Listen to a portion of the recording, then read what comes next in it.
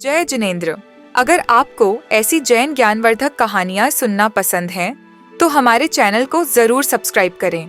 चलिए कहानी सुनते हैं। राजा और संत। सम्राट अशोक के जीवन काल की घटना है। एक बार सम्राट अशोक अपने महामंत्री यश के साथ नगर से बाहर घूमने निकले थे। घूमते घूमते अशोक की नजर सामने एक वृक्ष के नीचे बैठे हुए संत पर गई और सम्राट अशोक का शीश सहसा उनके चरणों में श्रद्धा से झुक गया। यह देखकर महामंत्री यश ने कहा, राजन, आपको इस तरह से सिर झुकाना मुझे पसंद नहीं है, क्योंकि यह मस्तिष्क बड़ा मूल्यवान है। इन साधुओं में भी उच्च नीच जाति के सभी लोग होते हैं और आपका यह अभिषिक्त सिर ऐसे झुकने के लिए नहीं है। यह सुनकर उस समय सम्राट खामोश हो गए। कुछ दिनों के बाद एक दिन सम्राट अशोक ने कुछ मरे हुए पशुओं के सिर मंगवाए और सेवकों को आदेश दिया कि जाओ इन्हें बेच आओ। एक मरे हुए आदमी की खोपड़ी भी मंगवाकर महामंत्री यश को आदेश दिया कि इसे बाजार में जाकर बेच आओ। शाम तक सारे सेवक पशुओं के सिर बेचकर लौट आए, परंतु महामंत्री यश तो निराश हो गया। सुबह से शाम तक बाजार में बैठा रहा, पर कोई ग्राहक नहीं आया। मन ही मन सोच रहा था, कौन लेगा इस खोपड़ी को? यह कुछ भी तो काम में नहीं आती। पशुओं के सिर तो फिर भी घर की साज सज्जा में काम आ जाते हैं, पर मनुष्य की इस खोपड़ी को कौन खरीदेगा? शाम को जब निराश होकर महामंत्री लौटे तो सम्राट ने पूछा, सारे सेवक मूल्य लेकर लौटे हैं, सिर्फ तुम ही खाली लौटे हो? बड़े संकोच के साथ महामंत्री बोले, राजन, यह खोपड़ी देखकर सारे लोग डर जाते हैं। मूल्य की तो बात दूर रही, वे सब दूर से ही किनारा कर रहे हैं।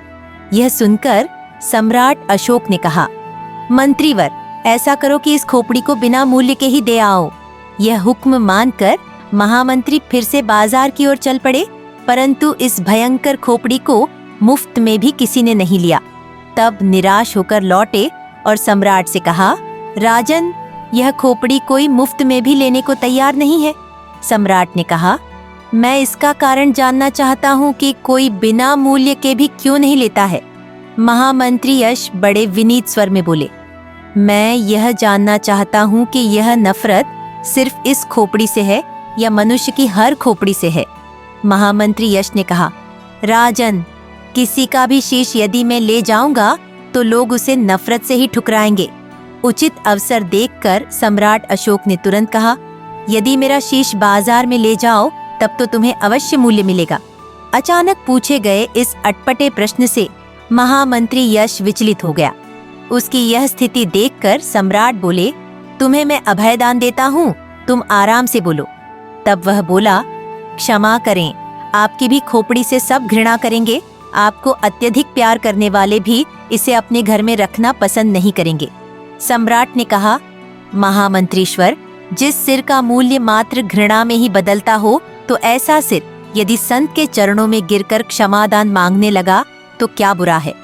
महामंत्री यश ने कहा, राजन, आपकी बात बिल्कुल सत्य है कि जो निर्मूल्य है वह संत के चरणों में झुककर अमूल्य बनता है।